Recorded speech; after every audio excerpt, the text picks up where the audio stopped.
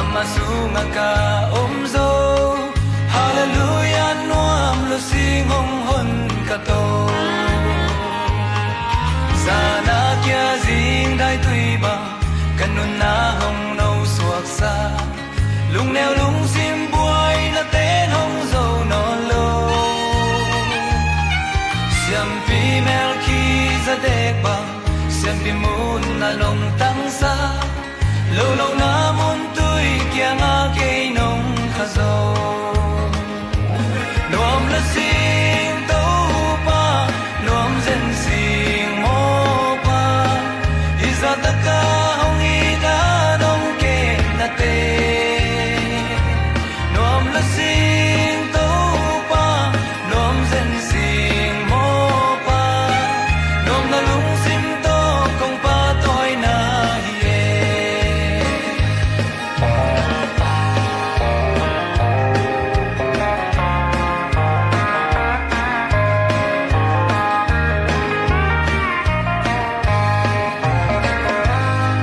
sana kya zing dai tui ba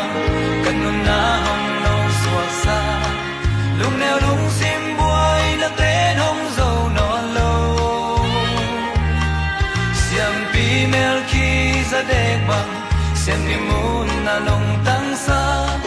lo no na mun tui kya nga ke nong khazo cocktail zolo za dong ni to pa nong ina dia ne kapo khak lo lai na ngo ni nong kep zen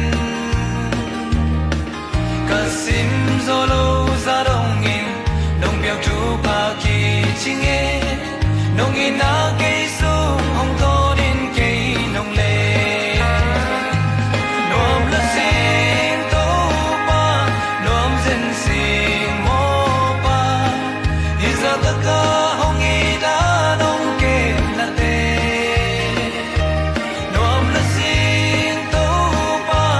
nuam zen sing mo pa nuam na lung sim to kong pa toy na hi e nuam la sing to pa nuam zen sing mo pa iza ta ka hong i